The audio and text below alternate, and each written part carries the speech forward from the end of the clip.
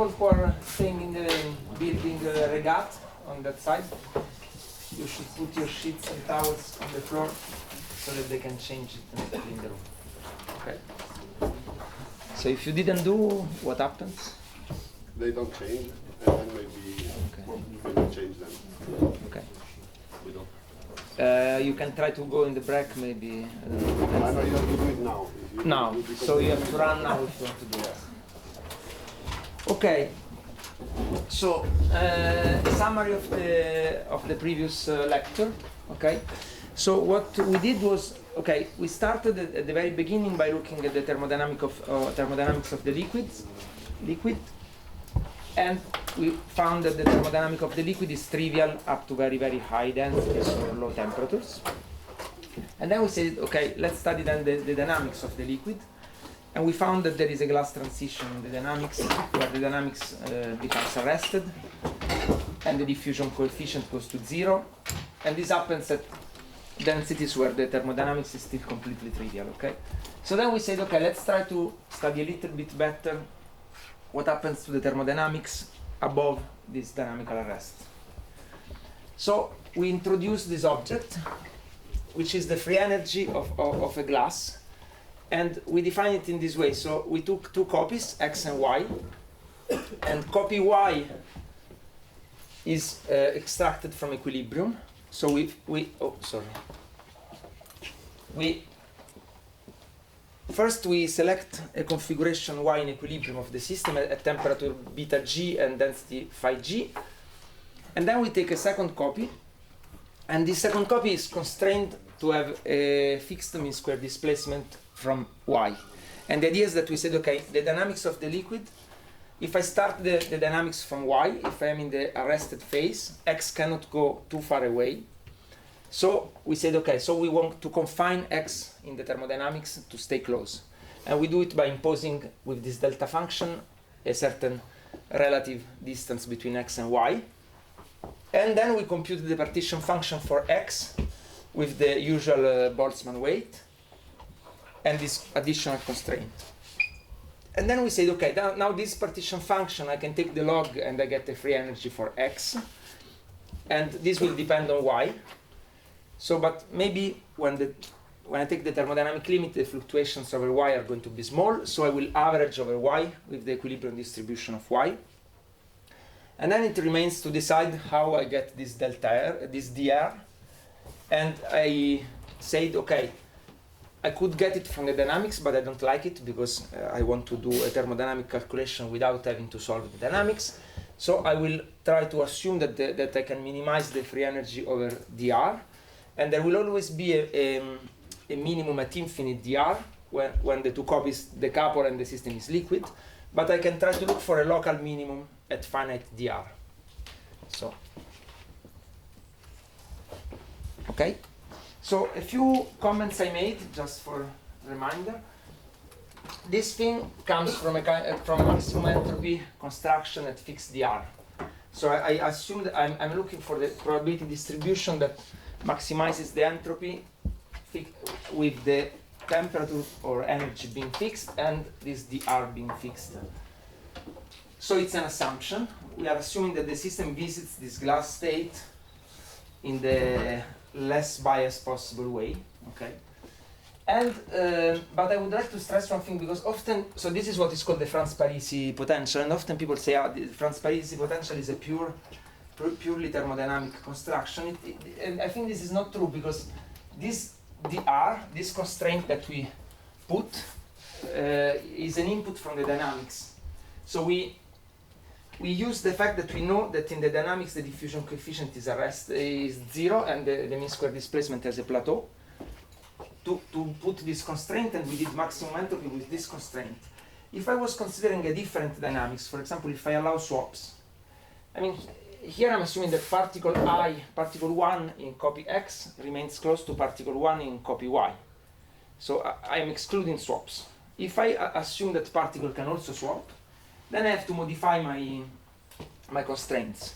And then I will get a modified Franz-Parisi potential. So different dynamics can have different potentials associated to them. This is important to keep in mind. And apart from that, once you choose the constraints that you want to impose, then it's pure thermodynamics. The second thing I said is that this is you can take this as a description of an amorphous solid prepared by cooling, and I will explain this in a second in a bit more details. The first thing is that Y plays the role of a quench disorder for X, so you can use spin glass methods, and this is what we are going to do today to compute this object. And the other thing I would like to say is that we are going to focus on Y prepared in equilibrium, and then this will describe some glass prepared by cooling, but you could imagine specifying a different distribution for Y, and then you would describe some other class of amorphous solid prepared with a different protocol. Okay, so there is a way in this formalism to encode somehow the protocol dependence on this Py. Let me be a little bit more precise on the second point. So you have seen, because now you have more information, so you have seen Ludovic presenting this figure. So let's say this is simulation. So if you are doing simulations, what Ludovic showed you is that you can have very different relaxation times if you use swap or you don't use swap, if you design carefully your system and so on. So this curve, this is the logarithm of the relaxation time. This is 1 over temperature. If you do normal Newtonian MD, you are going to follow this curve. And if you allow swaps, then you speed up a lot the dynamics. So what you can do, and what we have been doing for a long time now, for a few years now, is to implement this construction by doing the following thing. You start with swap, and you cool your system. So suppose this line is your computer, okay? This is the performance of your computer. You cannot simulate times longer than this on your computer. So you start with swap, you cool down your system up to some point, and here the relaxation time of your system is still much faster than the computer time you have, so you are perfectly in equilibrium. And now you say, okay, now I stop and I switch off the swap, and I go back to normal dynamics, and I keep cooling. What happens now? When you switch off the swap, now the relaxation time is orders of magnitude bigger than your computer, okay? So you keep cooling, but now your system is completely frozen. You will not see any diffusion, you will be stuck in a glass. So then it means that the last configuration you visited here is Y. And from that point on, you switched off the swap, and you just remain close to Y. And then this construction is a good description of this process. Okay, this is a bit more. This is a bit extreme. So, of course, you cannot do it in an experiment. What would you do in an experiment? Instead of playing with the swap, you play with the cooling time. So you start cooling at some cooling speed. So this is the relaxation time that you have in experiment. And the important point to note is that it's, at least in fragile system, it shoots up very quickly in a very narrow region. So you start cooling at some cooling rate, slow. So you are always in equilibrium because the relaxation time is faster than your cooling time. And then you arrive at some point that you call TG. And you say, okay, now I stop, I'm in equilibrium. So the last configuration I visited is Y, and now I accelerate my cooling. If I accelerate my cooling, now my system has a relaxation time that is bigger than the cooling time, and it will be frozen. Okay, so you can play with the cooling rate, or you can just go straight, and then there will be a narrow region around TG, where you are not in a situation, not in the other. You are in a kind of regime where the cooling time is comparable to the relaxation time, but it's typically, since the relaxation time is shooting up very quickly, this is going to be a very narrow region, so you don't care too much. Okay? And the last thing you can do in experiment, and people have been doing it now for quite a long time, is to prepare your glass not by cooling but by other means like vapor deposition. So you deposit layers. I think Ludovic is going to talk about it. I don't see. You are going to talk about it. So you can prepare a glass with vapor deposition, so your glass is very, very stable, and then you can heat it or cool it at a certain rate, and you will be again in a situation where you move inside a glass without allowing the system to relax. Is this clear? Okay. So now let's try to compute this thing. So can I erase?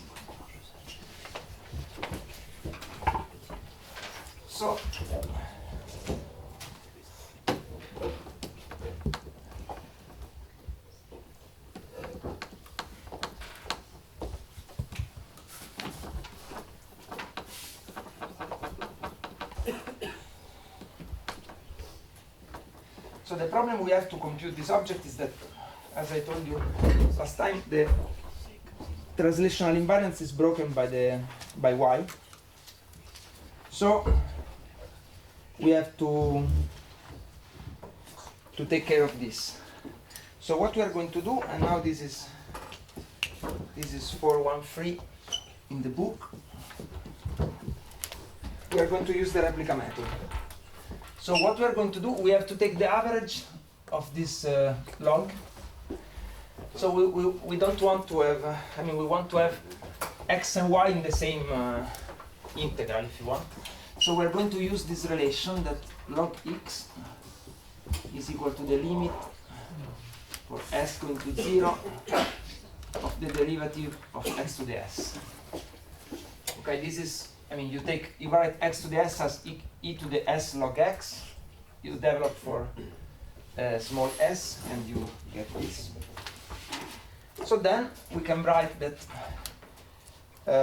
So for the moment, I will forget about this local minimum, and we will do it at the end.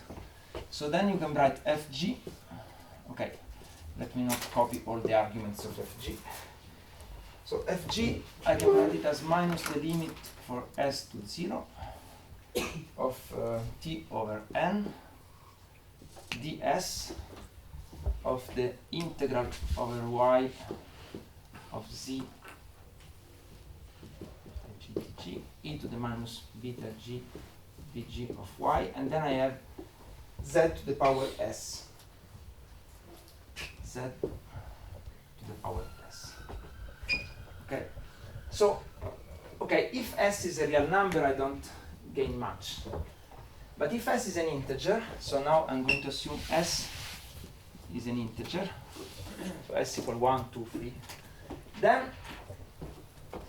z to the s, I can write it as an integral over dx1, dx2. Sorry, I will do it in this way for a reason that you will see in a second. So I can write it as the product of s integrals, and then I have e to the minus beta v of x1, e to the minus beta v of x2, so 2, 3, xs plus 1, and then I have the delta constraints. Okay? So delta. So then let me write this more formally. I get an integral over the product over a of the dxa e to the minus beta v of xa times delta, and then I have dr minus d of xa and y. Now, then I can rename y, I call it x1.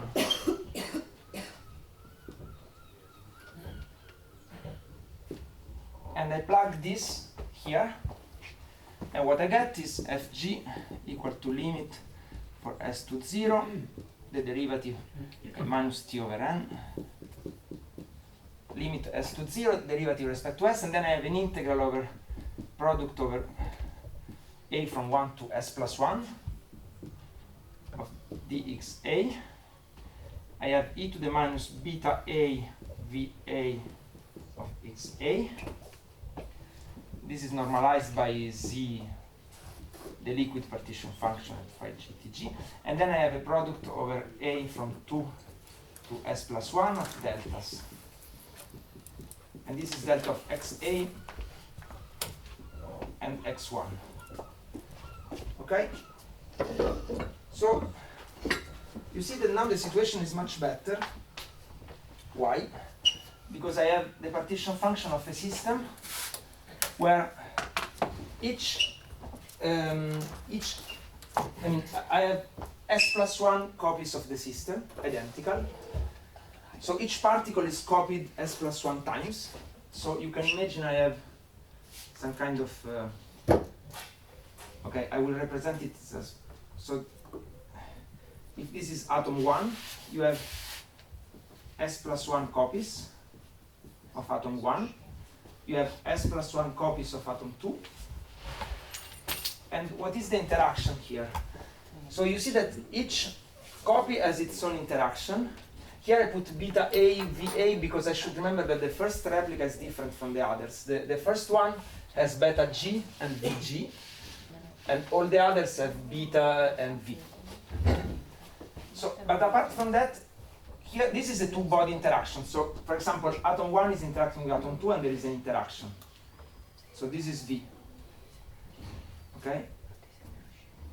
This is the pair potential. And then I have an interaction between molecules, I mean between copies, which is this delta function. And the delta function is in this way. If this is copy 1, replica, let's call them replicas. If this is replica 1, then I have this delta function that is imposing that replica 1 and replica 2 are close. And I can represent it as a kind of spring. Okay, so I have what is called a molecular liquid. And each atom of the original liquid now becomes a molecule.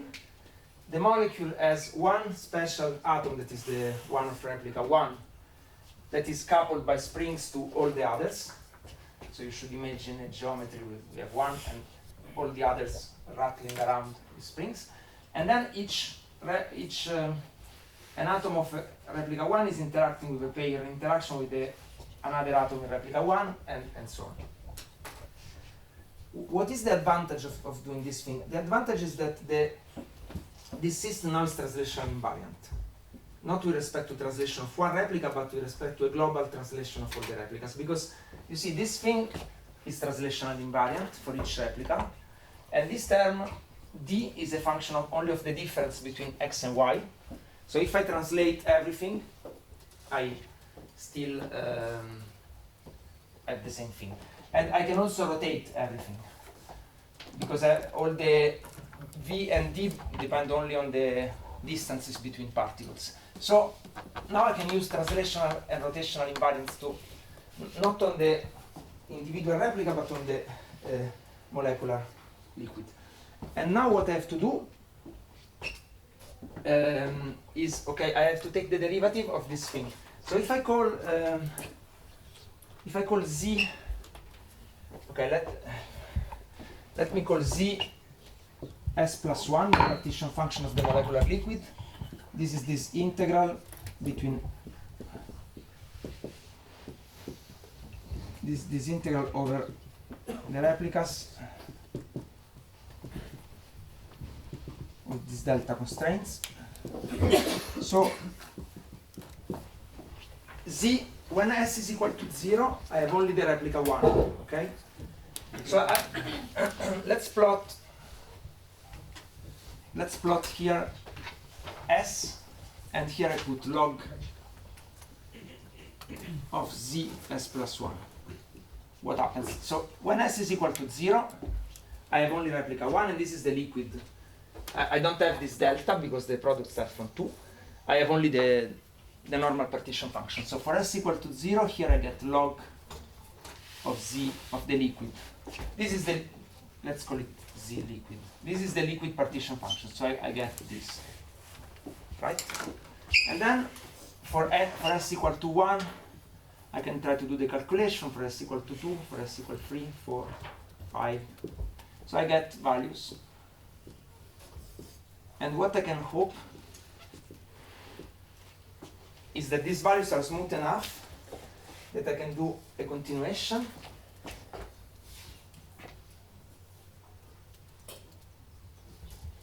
And, okay, that's really bad. Let's move a little bit this point.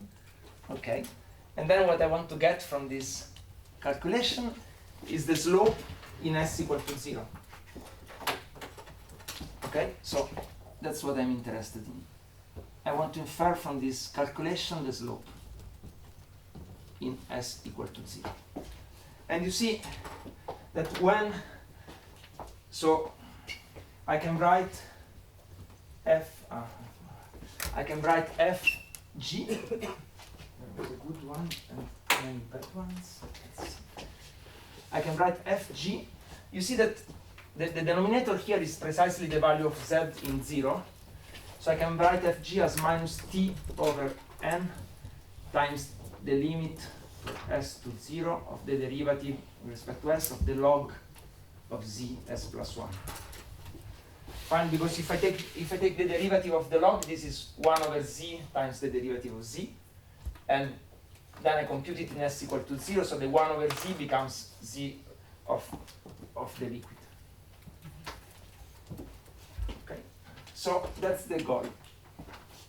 I want to compute this partition function for this molecular liquid, and then I want to compute it for s equal 1, 2, 3, 4, 5, 6, and then I want to fit the slope in 0. Okay. Now, I will go now a little bit fast on the details of the calculation because, again, it's not very, very interesting and you can find the details in the book. But I want to give you the main steps because I would like to. I would like you to be able to reconstruct the calculation if you want. So the first step is to say, okay, this is the partition function of a liquid of molecules. It's translational invariant and rotational invariant, so I can do the thermodynamics of this liquid as usual. And in particular, I can do virial expansion. So I will do the virial expansion for the molecular system. So what do I get? I can write the minus beta f. So I will call now often n equal to s plus 1. So n will be the total number of replicas, which is s plus 1 because there is one special and s equivalent replicas. So if I write, I can write the free energy as a function of density, and I will have a trivial kinetic term with lambda. I write it once and then I will forget it from now on, but it's going to be the same as for the one atom system with an n in front. And then I have exactly the same structure of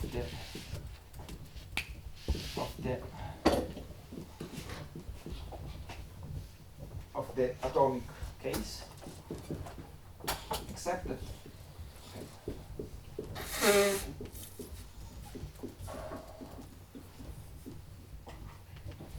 and then we have the triangle, the square, and blah blah blah.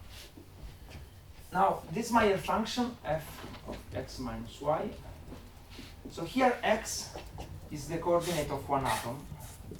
So it's going to be x1, x2, xn. And the Meyer function, f of x minus y, is going to be the product over a of e to the minus beta a v a of xa minus ya minus 1. So this is exactly the same we did for the atomic case, except that before we had the function rho of x that was the density of atoms in point x, and now we want a function that is the density of molecules in point x. So a point for a molecule, I have to give all the coordinates of the molecule, and if I specify all the coordinates, I can define this object. And this is the interaction between molecules. So I told you the interaction between molecules is the sum of potentials for each atom type in the molecule. And okay, this is normalized as in the atomic case. The integral of the density is the number of molecules. Okay, so now we want to use translational and rotational invariance. So what do we do? A convenient way to use it is to use the relative. So we make a change of variable and we define ua as the displacement of atom A relative to atom 1. So then we have that dx, the differential here for the molecule, can be written as dx1 times du, where du is just the product over A equal to 2 to n to du A. Okay, and then, so this is the change of variable, and then rho of x, I will write rho of x as the global density rho. So rho, the global density is just the number of molecules over the volume. So I will write it as rho times pi of u. And the point is that because of translational invariance, the probability of finding a molecule in a given configuration must be the same as the probability of finding the same molecule rigidly translated away. So it must not depend on x1. If I represent it as a function of x1 and u, it must be a function of u only. Is this fine? So the normalization for pi, what is the normalization? I write it in this way. So n is equal to the integral over dx1 du of rho pi of u, and the integral over x1 gives me a volume, times the density makes a number of particles, and then I get something like this. So I get that the integral over u of pi of u is equal to 1. So with this choice, pi is a probability distribution. So pi is the probability distribution of displacements in a molecule relative to the first atom, that is the special one. Can I erase this line?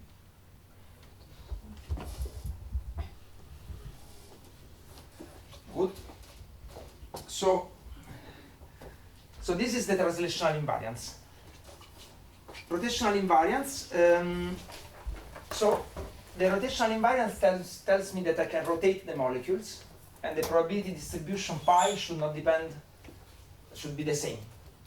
So this means that pi of u is not actually a function of u, but is only a function of the scalar products of ua and ub. That's the only rotation, the only way to make a rotational invariant object out of n vectors.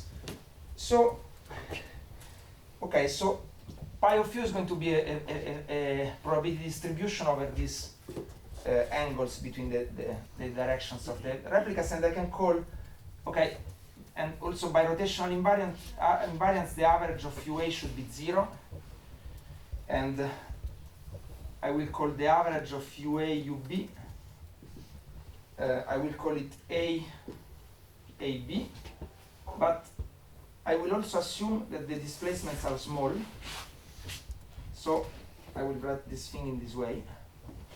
So this is important, and so you remember that we, in the, I think 2 lectures ago, we studied the plateau of the mean square displacement, and we have seen that when we increase dimension, the plateau of the mean square displacement becomes smaller and smaller, and it was scaling as 1 over d.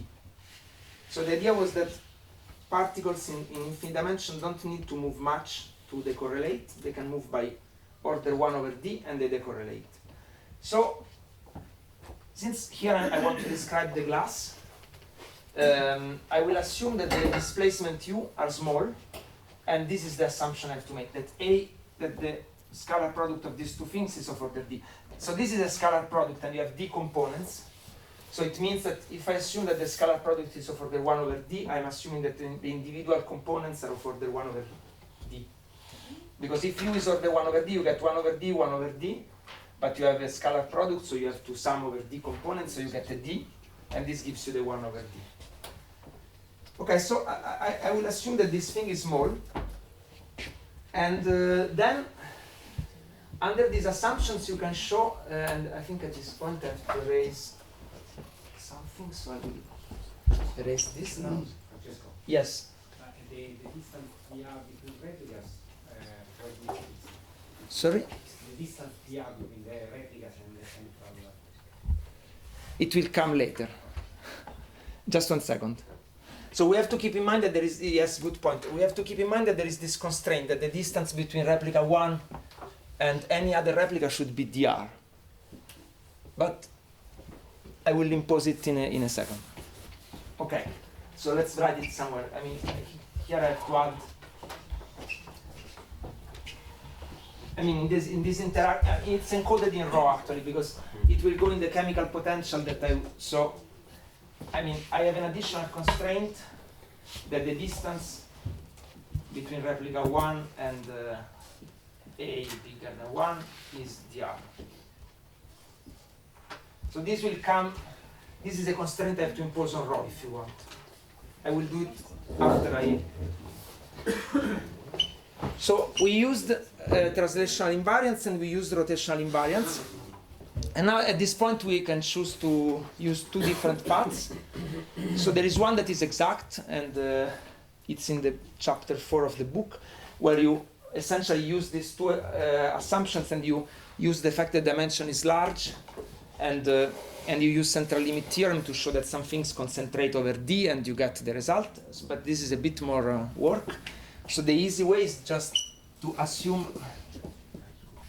Sorry, A and B were these things. So A is the translational invariance and B is the rotational invariance. And C is to assume that pi of u is Gaussian. So if I assume this, it will simplify a lot the derivation. So let's do it.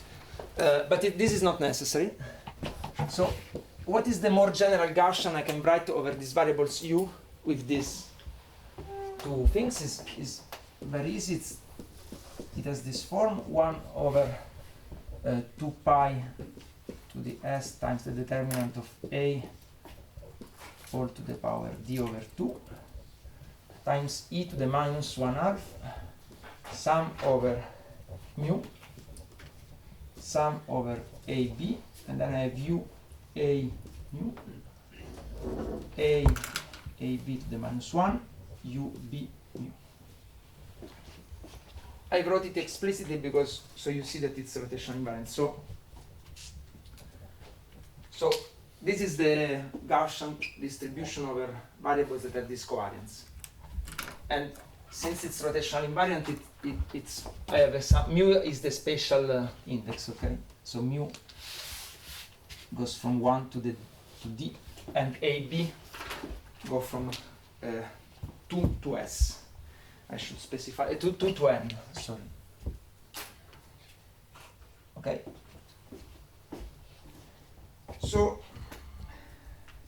okay, now you have to trust me. So you take this, you put this in this form here.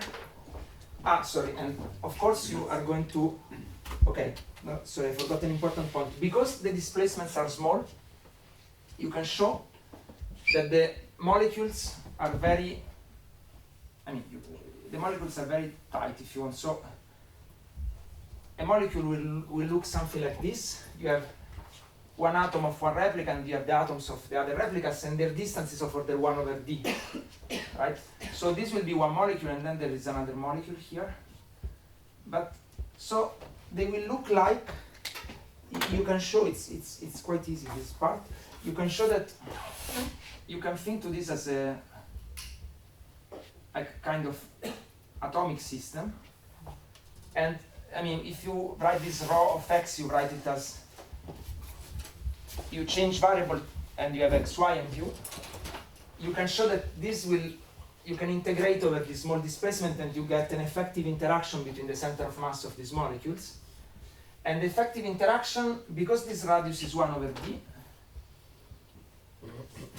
the effective interaction will differ from the Bayer interaction that is your potential by terms that are of order 1 over d and concentrated around the size, I mean the radius of the particle. So it's like the first calculation we did of thermodynamics. If you are in large dimensions and everything is of order 1 over d, the leading contribution to the virial terms comes from the geometry of the sphere. So it's like having hard spheres plus small smoothing around the surface. So we can forget about these terms. So we stop here.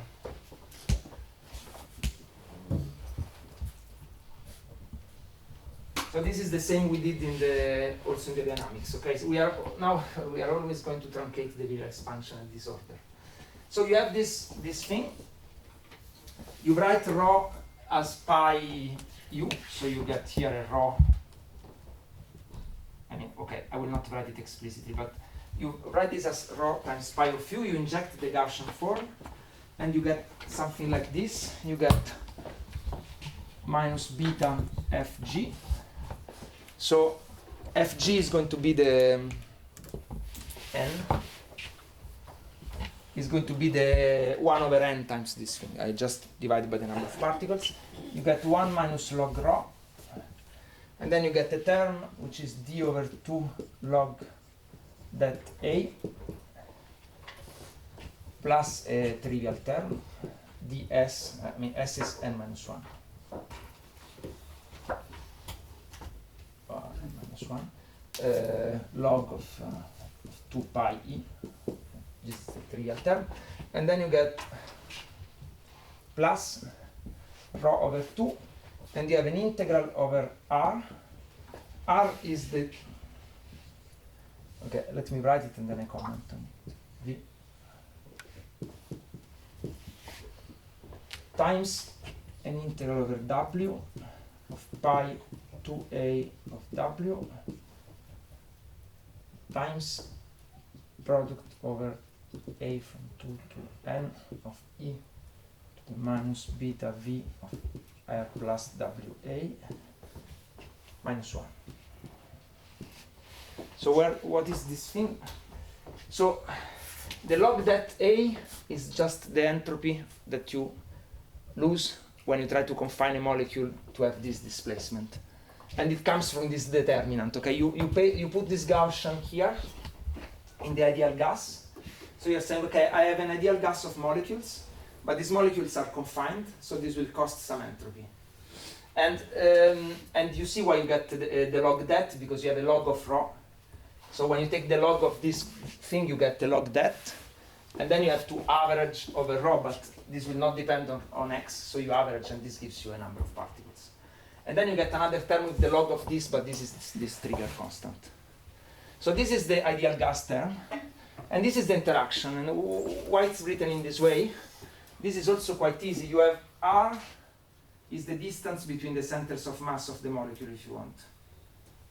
So r, actually I'm not using the real center of mass, I'm using the position of the atom number 1 as the reference. So this is the distance between the two atoms number 1 in the two interacting molecules. So I have this integral over r, and I have e to the minus beta g vg of r, which this is the interaction of replica 1.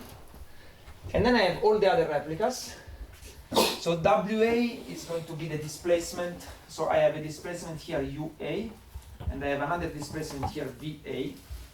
And wa is just the difference of the two. Because the potential is a function of the distance, right? So I have to sum them. So since u and v have variance a, w, which is the difference, has variance 2a. So that's why I get the pi 2a. And then I have the interaction, and the interaction is beta v calculated in r plus wa, which is the distance between the two atoms. Okay.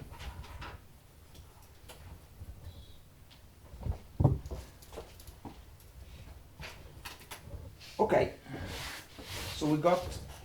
I'm almost done with this maybe boring calculation, but so now I can erase all this thing.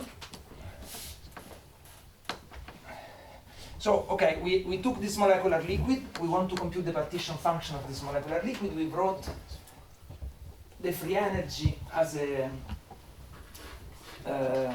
virial expansion, we truncated the virial expansion because the molecules are almost atoms. We used rotational and translational invariance, and we did this additional Gaussian assumption just to simplify the discussion, but you don't need to do that. And now the last thing is that I can. Now this is a function of A, so my free energy depends on A, and A, since I made, I assume that pi is a Gaussian, this is a kind of variational assumption, and now I have to minimize over A to obtain the free energy, okay? So I would like to minimize over A. And just one thing I want to say before doing that is that I can use A, but I can also use the distance. So DAB is going to be UA minus UB squared. So this is the mean square displacement between the atom of replica A and the atom of replica B. Sorry, let me write it first in this way. So, but you remember that UA is XA minus X1, so I can subtract X1 from both, and this is the same as UA minus UB. And then I can expand, and this gives me AA plus ABB minus 2AAB. Okay? So this is a matrix. So I have a matrix of displacements between the atoms in the molecule, DAB. And this matrix will have 0 on the diagonal and something out of the diagonal. And I can invert this relation and I can write AAB as DA1 plus DB1 minus DAB over 2. So originally AAB is a matrix only, you see, here I have only replicas from 2 to n, because the one is, I treated this as a special thing. But I can also introduce a matrix AAB. So this is n by n. A in principle is n minus 1 by n minus 1, but I can extend it. I will just have 0 everywhere here. Why? Because if A or B are equal to 1, this is 0, because I get D11. You see, for example, if A is equal to 1, I get D11, which is 0, because it's, D has 0 in the diagonal. So I get D11, this is 0, and then I get DB1 minus DB1, so it's 0. So I get 0 everywhere, and then here I get some matrix, which is my original matrix A. Okay, and this is going to be n minus 1 by n minus 1. These are just two equivalent ways of encoding the problem. But so why I'm saying this? Because then I am saying, okay, if I do a little bit of work and I use this relation, I can express the free energy in terms of D, which is more convenient because D is more symmetric.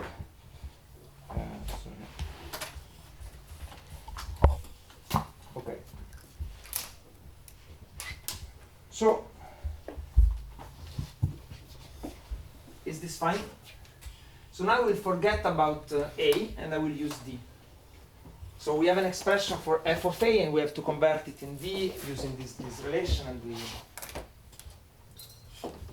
So let's forget about A now.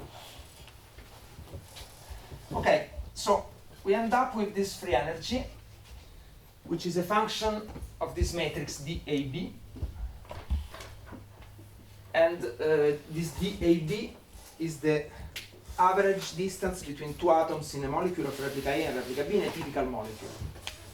Now I can impose the constraints.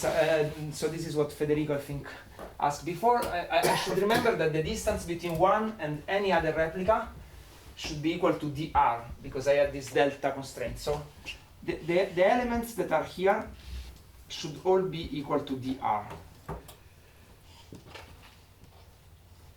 So I have replica 1 is special. Let's use a different color maybe. Replica 1 is special. It is the reference replica that should be. And then I have all these other replicas, and here I have some DAB. And what should I do with this? What should I do with this DAB? So if you want to be precise, what you should do. So at this point, we should minimize over DAB, the red part, and then we should also minimize over dr, So once at fixed dr, we minimize over dAB because of the variational assumption, and then we get a free energy as a function of dr. But then we should remember that we had to take the local minimum of the free energy with respect to dr. So we can think that we have to minimize over all the matrix D with this form, but we have to take we have to find look for a local minimum where this D are finite. The replicas should remain closed. If they escape, then it's not we are not in the glass. So we have to minimize over dr and dAB. And so in principle, if you follow the recipe, you should take S equal 1, 2, 3, 4, 5, and you should minimize over this matrix at each S. Then you get a cross, and then you should try to fit the crosses to get the slope in 0. Of course, this is complicated because the calculation will increase you increase S, you increase the size, and then of course if you want the slope, it's not easy. So what can we do? We can think a little bit about the symmetries of the problem at this point. So the replicas replica 1 is special. So and we know that the matrix D should have this form in the subspace of replica 1. But for the other replicas, what we know is that there is a symmetry, because when I introduce them, now I erased it, but I had the factor z to the s, right? And I wrote this z to the s as integral over dx1, so dx2, dx3, dx s plus 1. So the choice, all these factors z to the s are all equivalent, right? So they are all identical copies. So if I choose, the way I choose to number them is completely arbitrary. So I have 2 free s, but I can decide that 3 now becomes 2 and 2 becomes 3, and the integral is the same. So this is what is called replica symmetry.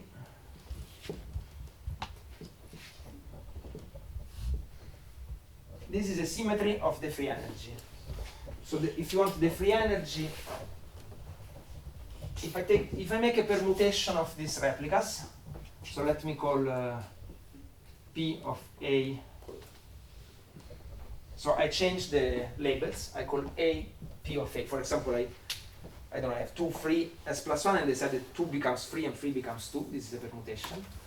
The free energy must be symmetric. So this object, F, must be such that F G of DAB, this is from A goes from 2 to N. 1 is excluded. I cannot change the label of 1 because 1 is special. But for in this sector, Fg must be equal to the one where I change the labels. Okay. So this means that, so for example, if I have here, let's write this a bit more explicitly. Suppose I have just 3 replicas, 1, 2, 3. So here I get 0, 0, 0. Sorry, maybe I need 3 replicas, 4 replicas. So here we will have D 1, 2, 3, 2, 3, 2, 4, 3, 4, and okay, the matrix is symmetric, of course. If I change 2 and 3, and I say, okay, now 3 becomes 2 and 2 becomes 3, this will move there, and for example, D24 will become D34, and D34 will become D24. Okay. So and the free energy should be symmetric, and it is symmetric. You can check from this shape. The determinant is symmetric if you make a permutation of the indices, and this factor is also symmetric. So what does it mean so if I have a free energy and I have a function, I want to minimize the function, and this function has a symmetry. So for example, the typical example is the ferromagnetic case. So you have a function that has a symmetry. You have a function of m is a real variable, and f of m is equal to f of minus m. So this means that this is an even function. So you have only 2 possibilities essentially. Either the function is like this, and you get the minimum in m equal to 0. So the minimum In this case, the minimum is symmetric. Or you have a non-zero minimum, but then since the function is even, you must have another non-zero minimum at the other side, on the other side. So you have m star, m minus m star. So in this case, the symmetry is broken, spontaneously broken. Fine. So here is the same. We have a symmetry, and there are two possibilities. Either the symmetry is realized in the minimum, or it's broken. If it is realized, then what happens? Can you guess what happens if it is realized? What should be the form of this D here?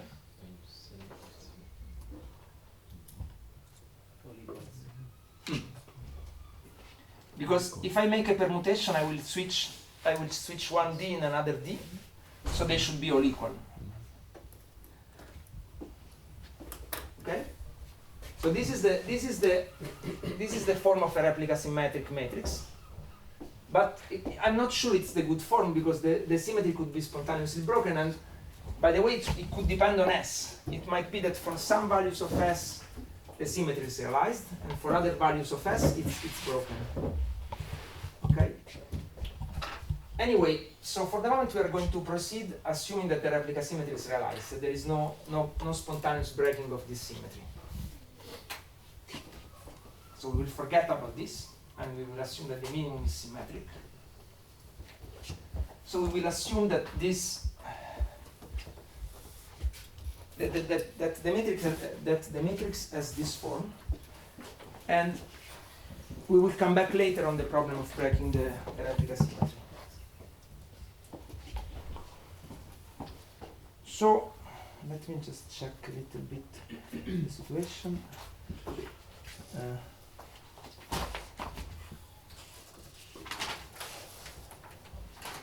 Yes, we are almost done. So if I assume that D has this form, now I have only two parameters. I have dr. So dr is the relative displacement between replica 1 and any other replica. And I have D. And D is the displacement between any pair of replicas that are not 1. You remember that last lecture we discussed that we had two. In the dynamics, it was reasonable to assume that you had dr if there was no phase transition. We said, okay, if I start a trajectory in y, at long times it's confined in a glass, and it will have a displacement dr. And then I said I can call d the limit for tau going to infinity of the limit for t going to infinity of d of x of t plus tau x of t. So what was the idea for this definition? The idea was I start in y, and I have a glass basin. So this is my glass. This is phase space, okay? I start from y, and I start to explore the glass. So I'm assuming in all this calculation, I'm assuming that at long times, the glass is visited in a kind of ergodic way. I'm assuming I'm doing maximum entropy on this region. So the system is trying to explore all the available space. So there will be, after some time, there is a configuration x of t. Then I keep going, and I get another configuration x of t plus tau. So I called, now the point is, since I'm starting in some temperature, and then I'm doing the evolution at another temperature, y is not necessarily a typical configuration for the basin. Because, I mean, another way of representing a glass basin is something like this, right, where this is energy, and this is x. And the idea, I'm starting at some temperature Tg, and I'm cooling down at some other temperature T. So maybe my configuration y is here, because I was at very high temperature, then I cool down. So now y is not typical anymore of the basin. So x is going to sample this lower part of the basin. So the distance between y and x, both x, is going to be dr. But if I take x of t and t plus tau, and tau is large enough, this will be independently sampled from the glass, and they have a distance d. and so the distance with y will be dr. And this is the physical interpretation of these two parameters. Okay, dr is the overlap between the atypical initial state and the typical state at long times, while d is the overlap, or the distance between two states that are independently sampled from the glass basin at long times. Independently because tau is large. Okay, so I first wait a long time to go in the stationary state, then I wait a long time to have two independent configurations in the stationary state, and then this is my d. And so the idea is that I say that this is a good description if there is no phase transition, and this is the formalization of this idea. If there is no replica symmetry breaking transition, then I have replicas, and the replicas are essentially independently sampling the basin, and so they all have the same distance d, and this d is the same d I can get from the dynamics, and this is something that we still have to check. Fine? Okay. So let me erase these sketches and go back to mathematics. So I don't, again, I will not do the calculation, but it's easy, you find it in the book. If you plug this form of the matrix here, you immediately get a simple result. So for example, the determinant of a matrix with this form is very easy to compute, and this Gaussian convolution is also very easy to compute. And what do we get? Okay, one important point I would like to stress is, if I put this here, I get an expression that now depends on S, but now I have an explicit dependence on S. I mean, for example, I don't know the determinant, now I don't remember it by heart, but the determinant of A is going to be something like dr over 2, I think, times d to the S, something like that. D maybe, which one is good? So yes, it would be something like this. So now the dependence on S under this replica assumption is explicit, which means you don't have to do it for 1, 2, 3, 4. You just have an explicit function of S, and now you can plot it as a function of S, and you can take the limit S to 0. So now I will write directly the result. So after taking the derivative with respect to S and the limit S to 0, I get Fg equal to minus beta Fg equal to d over 2 log of pi e d plus d over 2 times 2 dr minus d over d. So this is the ideal gas part. And then I have an interaction part, which is plus rho over 2 times I get a solid angle here, and I get an integral over dr of r to the d minus 1 times q g of 2 dr minus d and r times q of d and r log q. And q is a function we already met, is the Gaussian convolution of the potential. I gave you the definition of q with okay, it's something like integral over du of e to the minus d over 2d u square divided by the root square root times e to the minus beta v of r plus u.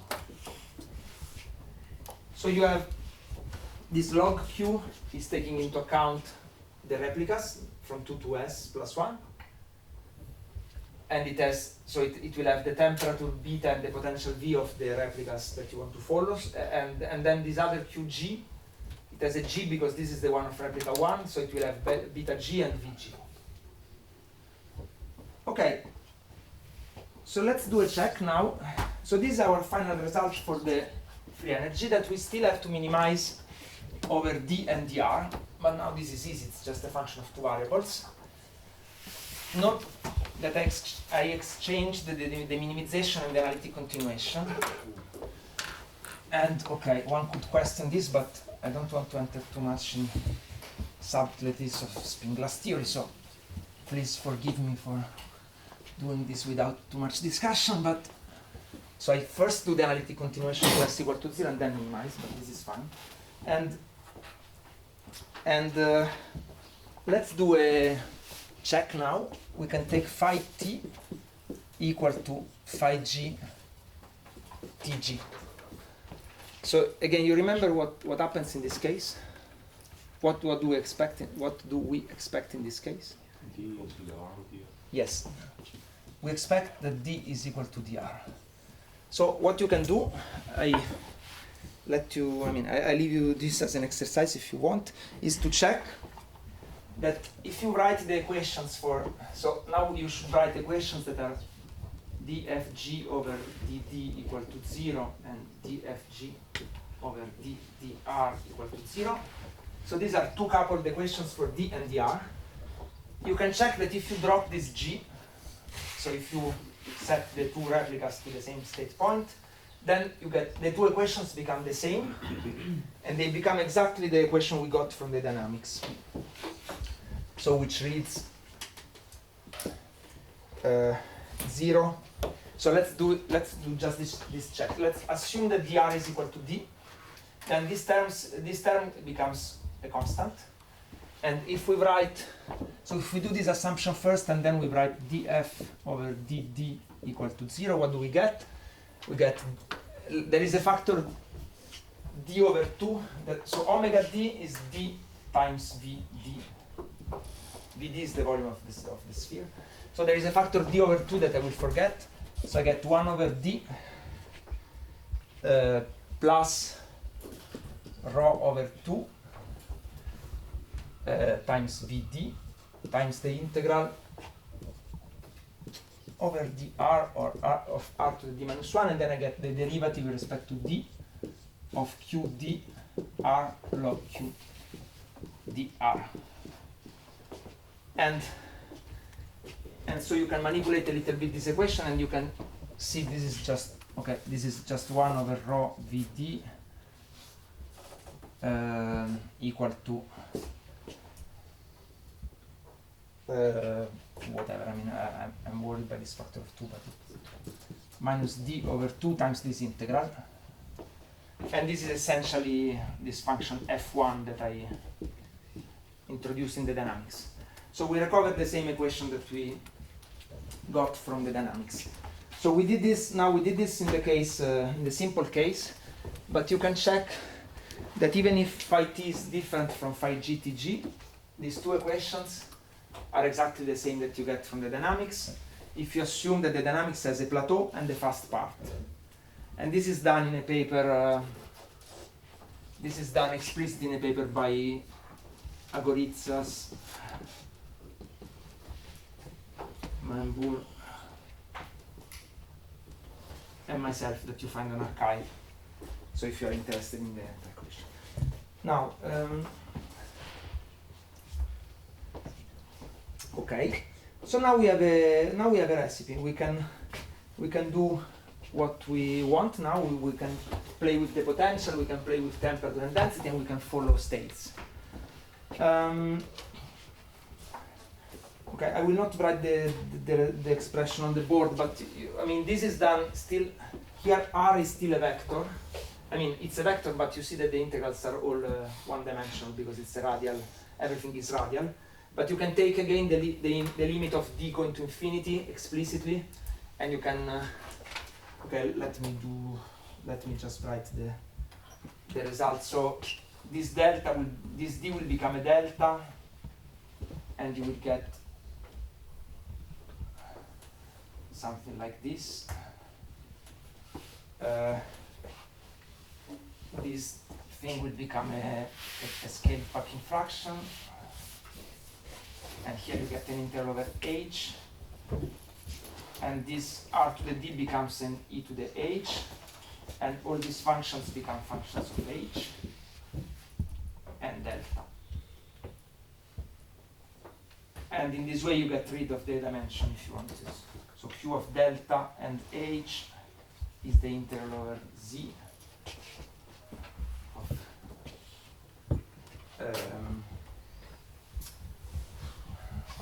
there is a Gaussian here. I'm not sure about this. This can be plus or minus. I don't remember, but you can check on the book.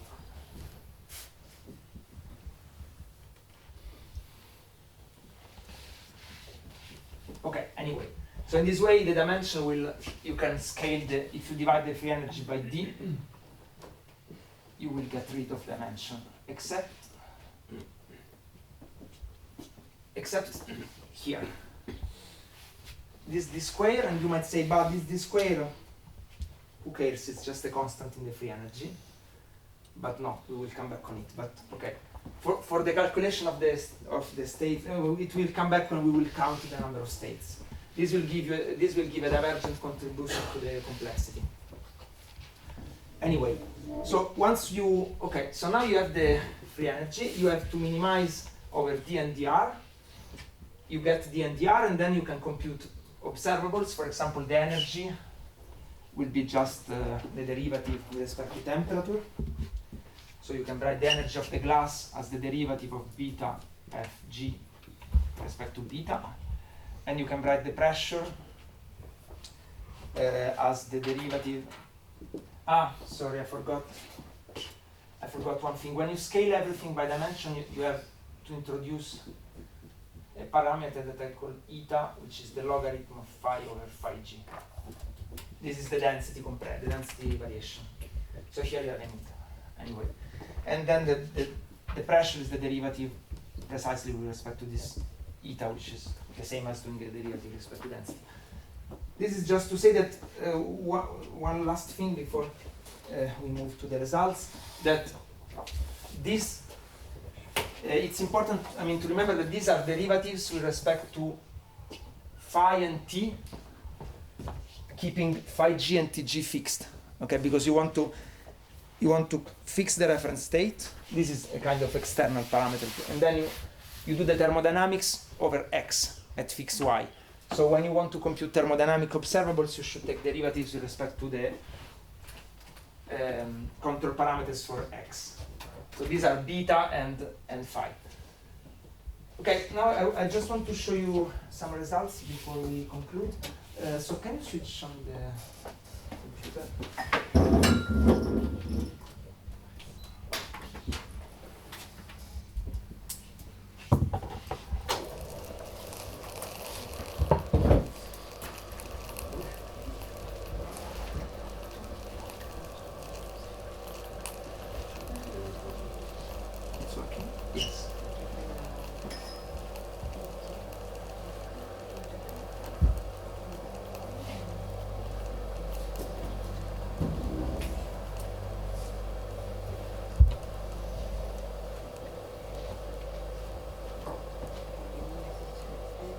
You see? Yes.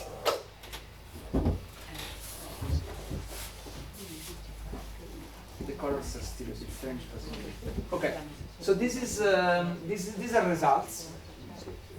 You should be able to do this on your computer. There is just a little bit of you just have to be take care a little bit of these Gaussian integrals, because sometimes they don't converge well and you have to put the cutoffs carefully. So I think Camille is the local expert of this kind of calculation. So if you want to ask details, you can ask me, but you can also ask her, and you can ask her to show you her code. I mean, we have codes for these things that are easy to do, just Gaussian integrals. And this is the result. So what is this? These are spheres in infinite dimensions. This is density. Again, it's the scaled density with this hat. So you remember, maybe I should remind you the definitions. So phi is the Packing fraction, and we scale it as d phi hat over 2 to the d. So the 2 to the d factor is trivial. It's just, if you want, the close packing is upper bounded by something exponential in d and lower bounded by 1 over 2d, so you choose 2 to the d as the reference scale. But this d is a bit less trivial. So we have seen that if phi bar, I mean, if 2 to the d phi, which is phi bar, is of order 1, then everything is trivial. The thermodynamics is trivial and the dynamics is also trivial. You have an ideal gas. So you need to go to this phi bar of order d to get some non-trivial results. So I told you so okay, this thick black line is the liquid equation state, and the liquid equation state is just the pressure. So this what is plotted here is the inverse of the pressure. So the pressure is scaled by it is the compressibility factor, but I also scale it by d, because the free energy is proportional to d, so you have to scale everything by the dimension. So this is the inverse of the pressure. So, and okay, you remember that the liquid equation of state was P equal to 1 plus d phi bar over 1 plus phi bar over 2. So it's 1 plus d phi hat over 2. And if I divide by d and d is large, I can neglect the ideal gas term, and I just get P equal to phi bar over 2. So this is just 2 over phi bar, this line. Okay. So this is the equilibrium liquid. And this black dot is the dynamical transition. This is this 4.8 blah blah blah that you get from maximizing the function f of delta, as I told you last time. So below this density, the liquid is liquid, and above this density, the liquid is dynamically arrested. So thermodynamically, it is a liquid, but if you take a typical liquid configuration and you run the dynamics, it's stuck. The diffusion is 0 and the mean square displacement has a plateau. So then above this density, you can do this thermodynamic, modified thermodynamic construction to see what happens in this region. So what we did here is to fix, so here these are art spheres, so you don't have T and Tg, you only have phi and phi g. So we fix phi g at some value, for example 8 here. And then we solve these equations and we change phi. So the protocol you should have in mind is something like, okay, you go very, very slow, exponentially slow up to this point. So you are in equilibrium. And once you are here, now you start to compress or decompress fast on an order 1 scale. Or you do swap up to this point and you switch off the swap here and then you change the density. And okay, what you see is here pressure is finite. One important point I forgot to tell you is that it's easy to show that when phi t is equal to phi g tg, the pressure of the glass that we get from this calculation is equal to the pressure of the liquid, and the energy of the glass is equal to the energy of the liquid. So, which is also a sanity check of the thing, because you want these configurations. If you extract a typical configuration here and you follow it at the same state, the pressure should be the same. So the glass and liquid pressure, by construction, they have to cross at phi g. So if I fix phi g equal to 8, then the pressure of the glass at the same density 8 is the same as the one of the liquid.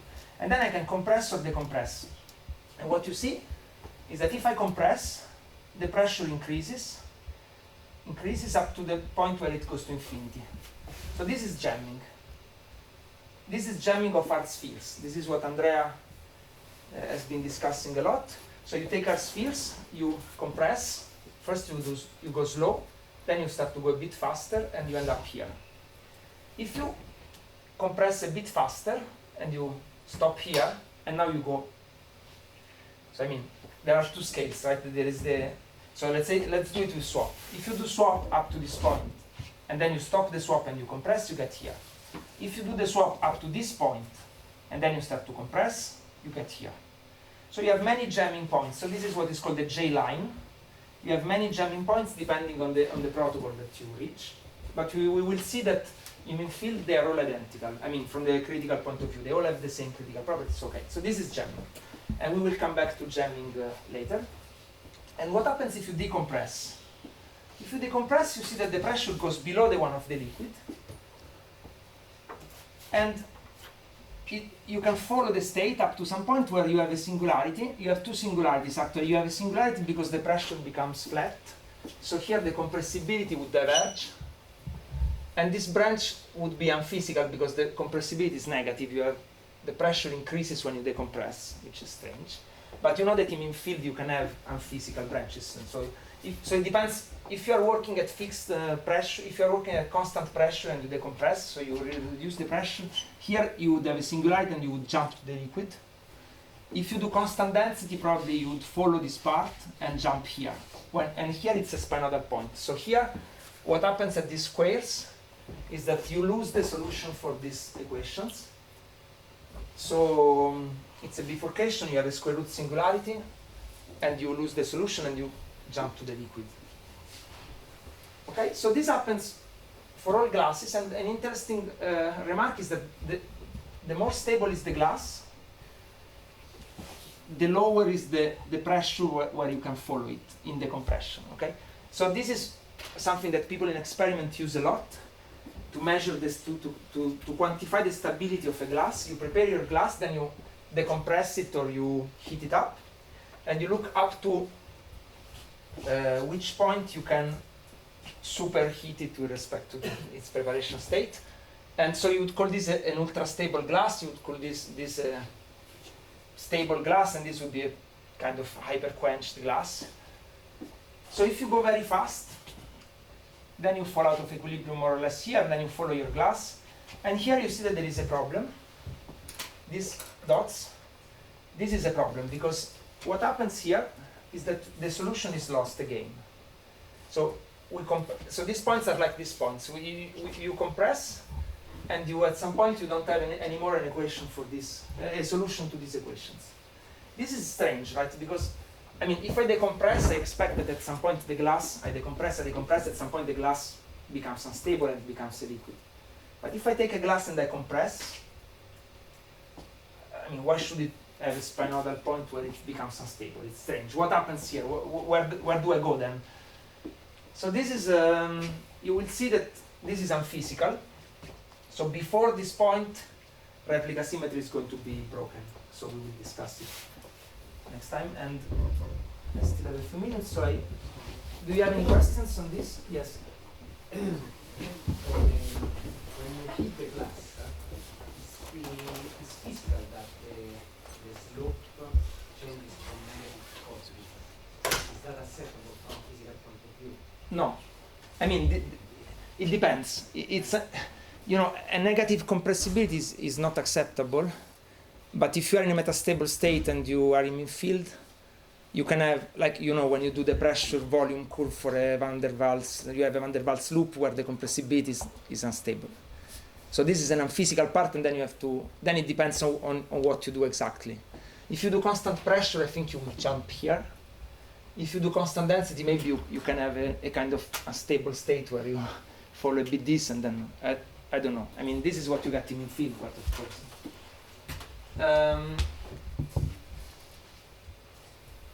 Any other question on this? Okay, so this is the same kind of plot, but for soft spheres now. So in soft spheres, the potential is, this is the potential, this is the 1 over f to the 12. Which in the dimension becomes 1 over r to the 4d. Okay? So the 1 over r to the 12 is the one that we discussed now. And so I write it as 1 over 4d, and then when I take the infinite dimensional limit, I get v bar of h equal to e to the minus 4h. So this is the potential used here. And Ludovic discussed that for this potential, temperature and density are not independent. So you can use either temperature or density as a control parameter, because there is no scale of, I mean, the scale of energy and length are the same. So you can, here what we did is to fix the density to some arbitrary value that is chosen in such a way that the dynamical transition is at temperature 1, convenient, and then we change the temperature. So we can forget about phi and phi g, they are fixed, and we work with T and Tg. So again, this is the liquid state. This is the energy of the liquid, and it goes like that. And this dot is the dynamical transition. And you have the same, exactly the same phenomenon. So if you cool very slowly up to this point, and here you go out of equilibrium and you will do this, and you go to 0 temperature in the glass. If you cool a bit faster, you will do this. And if you heat up the different glasses, they will they will go up, and at some point they will have a spinodal again, and they will melt into the liquid. Okay. Ludovic, are you going to show experimental results for this or not? No. Okay, you can check. I mean, you can check the papers, for example, by Mark Hediger, and you will find a lot of curves like this, where you have more stable glasses that you can heat up to some higher temperature. So this is, I think, reasonable.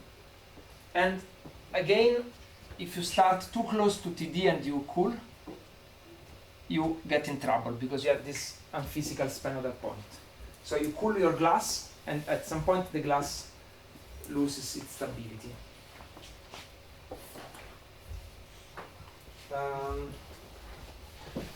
Okay.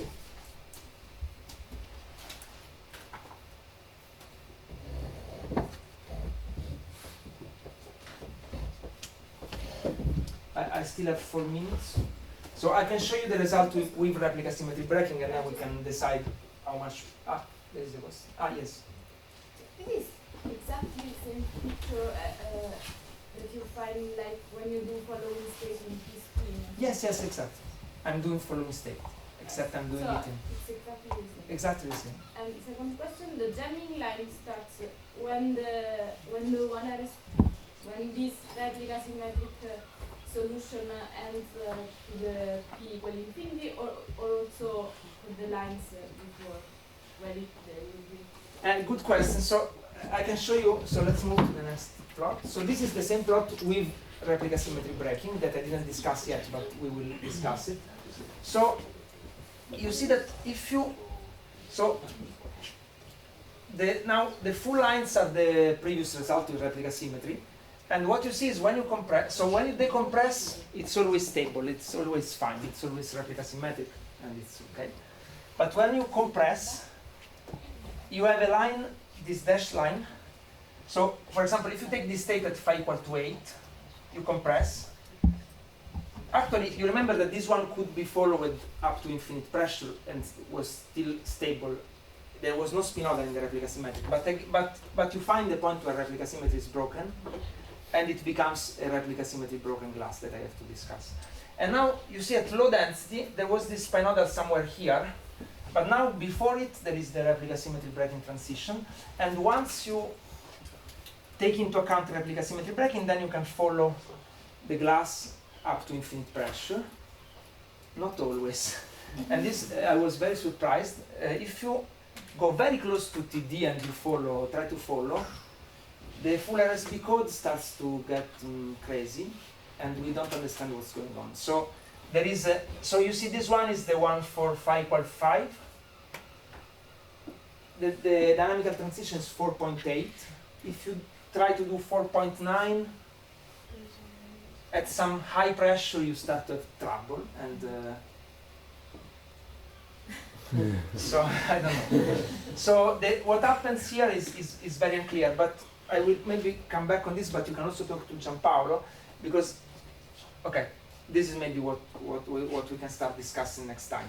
Just the last figure I wanted to show is the same for the soft sphere. So again, replica symmetric lines, and before the spinodal you get this RSB transition. And in this case it's different because the RSB transition ends up at finite energy. So there are states who remain replica symmetric down to 0 temperature. And this is also something that you can find in P-spin models. Depending on P and S, you can find different things. So the plan for the next steps would be, I think, to discuss a bit more this replica symmetry breaking, but without going into details, because I don't want to spend too much time on replica symmetry breaking, because I think it's poorly understood what's going on here, so I prefer to present like solid material in these lectures. And then I will move to the problem of the complexity, and then I would like to spend some time on jamming. So that's the plan. Unless you have requests for something. I told you if you want that I discuss something in particular, let me know and I will adjust. Okay. Thank you.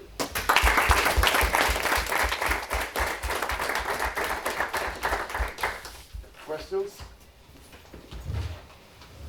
No? Okay, so well, if there are no questions, actually, I have a few